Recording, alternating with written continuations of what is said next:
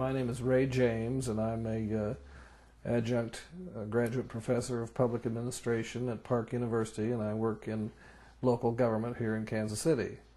I've been very happy to know a number of the IID fellows, and they've been very kind to me. First, we have around 9 questions in this section. What was your first impression about Turkish people and Turkey before you met IID volunteers? Before meeting any IID volunteers, I thought of Turkey as a near European culturally, a country that is near European. That was my idea of Turkey. Have you ever had a hesitation to go to Turkey when you were invited to the Turkey trip? No, I was pleased to do that.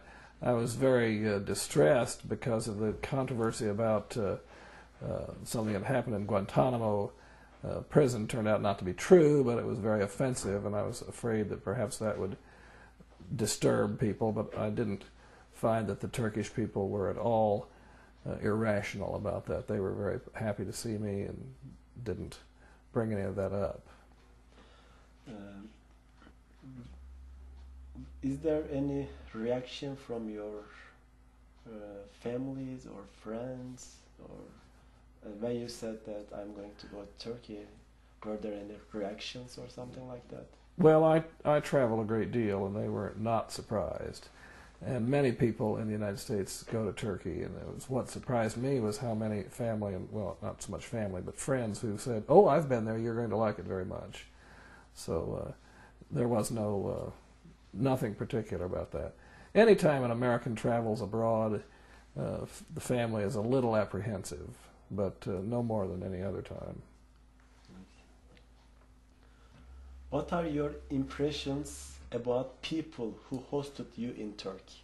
Well, our host people were all very educated people, very established economically and socially. They were wonderful hosts, and it was a joy to meet all of them. Could you make new friends over there? Yes, I did make some friends over there, and I've had some email contact a little bit with them afterwards. There are one or two I want to still try to make contact with, but I haven't been able to as yet, because I hope to return sometime, if not to western Turkey, the coast, but perhaps Istanbul, and there are some things in eastern Turkey I would like to see. Did strike you most in Turkey? Well, the profound impact of the various civilizations that have been there, the Roman and Greek, the ancient biblical era, the Islamic era, all of the various cultures that have occupied, and I mean that in a good sense, the Turkish area. Anything that you can never forget? Well, I probably will never forget the various sites in Turkey that had a lot to do with my own faith. The area of the 7 churches, Izmir, which is called Smyrna in the Bible, the places where St. Paul preached, the burial place of St. John the Evangelist. I had seen films of the what they call the House of Mary before, and it was very much like the films. So, but that I won't forget. The people I certainly won't forget. The beauty of the countryside in some places, and the remnants of the great civilizations of the past. How your about Turkey and Turkish people changed when you go to Turkey? Actually, not too much. The Turkish people were rather close to what I had thought all of my life. I'm sure over my lifetime I've known a few other Turkish people, and besides the students and my own education background, really the Turkish people struck me as very much what I was thinking. They are a very friendly people and very hospitable. I didn't find that surprising, but I won't ever forget that, how they go out of their way to make you welcome. Was there any particular experience that impressed you a lot? Well, there were several experiences that impressed me. I have always wanted to see Hagia Sophia, and I was a little sorry to see the condition of the building. I think that can be corrected if people want to work together to correct that. There's some effort going on to bring that restoration back, but I was a little disappointed in that. The windows were cracked, birds could fly in and out, and that's not necessary. People would be happy to help fix that. I know those ancient, huge buildings like that are quite expensive to restore. I work in historic preservation here in Kansas City, and I know it's very expensive, especially one of that size, that magnitude. But still, that's such an important symbol to so many people that I think they would be quite willing to contribute to its restoration. What do you think about Turkish people for their tolerance, for both now and in their history, towards followers of other religions and cultures? Well, in the Ottoman time. Yes. Now. I have mixed feelings about that. I think that modern-day Turkey is very much an enlightened modern nation. But all of us in our various cultures, history and past, have things that we're not proud of.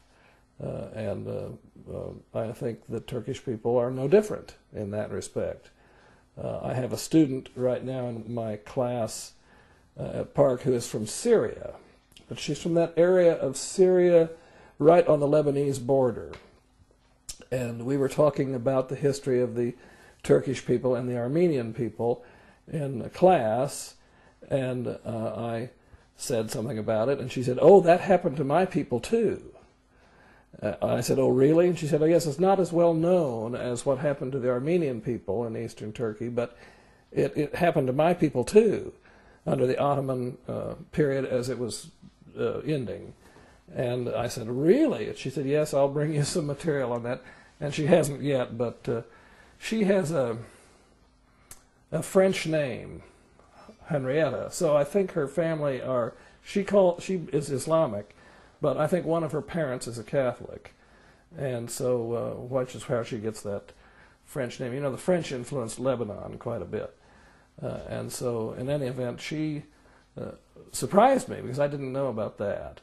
But that's part of the history that we all need to come to grips with. The United States needs to come to grips with the history of how we mistreated the Native Americans. We took their country from them. It was almost a sort of a genocide, and we need to come to grips with that. That's a great sin, and we need to admit that and correct that, among other things. Every people has a dark side. There's blood on everybody's hands when you go back in history. But I think we need to be honest about it and not hide it and come to grips with it. Yeah. Did it reinforce your ideas about establishing peace in the world? Well, yes, I've always believed, and I think most of the students that I work with believe in the goodness of the human nature, in spite of the fact there seems to be something wrong with our software. There seems to be something that keeps fouling things up. But no, I've always believed that, and it showed me once again, when people get to know one another, they get to know the other person and see him or her as a person, as a human person, and not some idea from propaganda or from misinformation, then they we'll all see we're part of the family of man.